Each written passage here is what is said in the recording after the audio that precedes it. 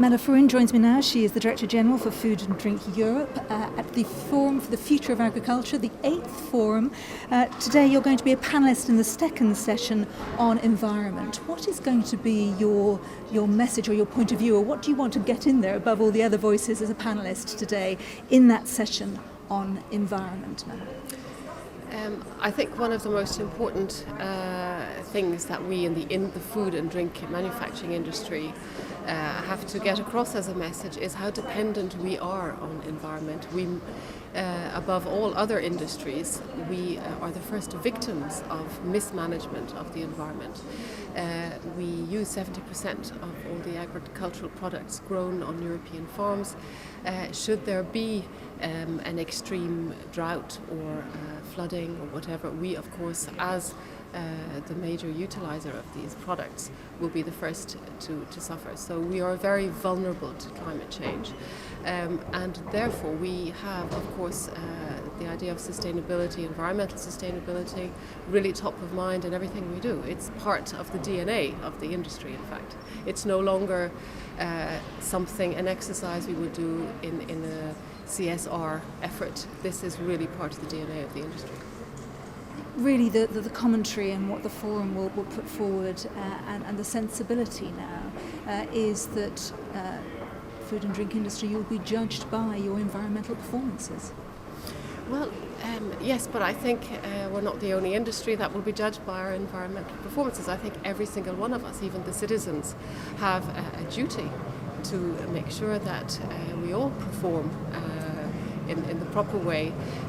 One of the major problems we have is food waste, for example. This has a huge impact also on the environment. It uses a lot of resources needlessly because we end up throwing things away, and a lot of this happens in our own kitchens. So I think even all of us as consumers have a role.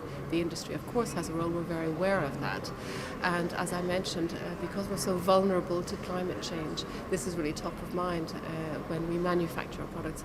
We have been very active working with all the rest of the chain, upstream and down, to set up various activities so we can look together to see how to pinpoint the hotspots where the most damage is being done, and then what to do about it. We've also been very active in analysing the environmental footprint of the products that we produce, along with our partners in the chain and in the whole life cycle of the product, and not only analysing them with the help of the JRC and the Commission, in fact the Joint Research Centre and the Commission itself and our other partners, but also how to communicate about this so that we as consumers can make the right choices. So just some of the things we're doing.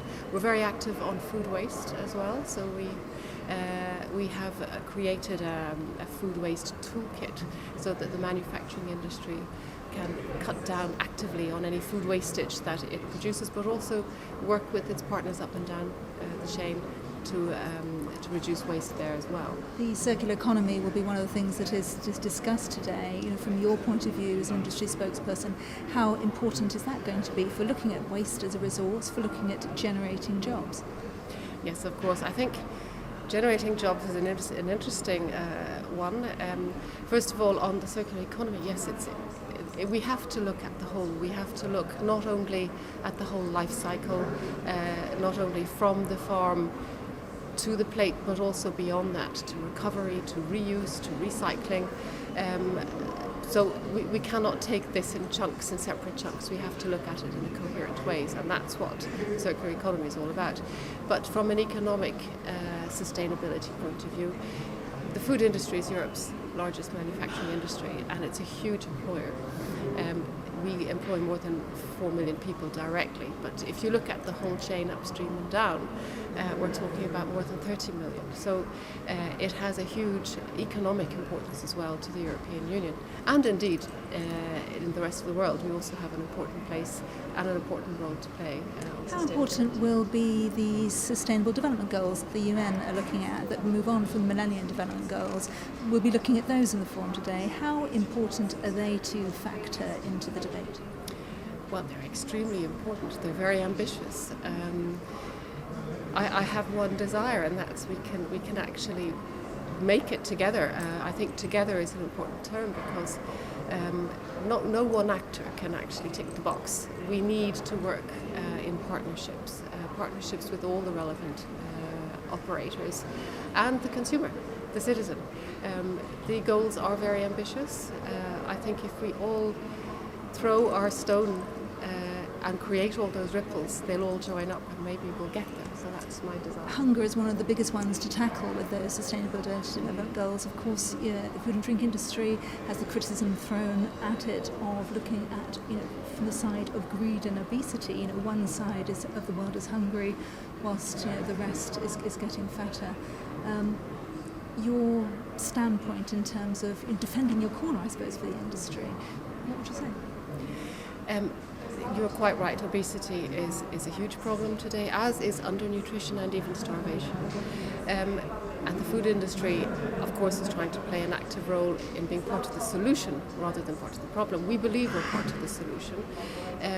Diet and lifestyle, I think, is behind the problems we face in obesity. It's not just about the food that you eat, it's about the lifestyle you lead. So it's not something where a single industry player is, let's say, at the cause. No, there's a whole series of problems there that when they line up, somebody who doesn't get enough exercise, who has a very sedentary life, who eats too much of one sort of food, we don't think there is good and bad food.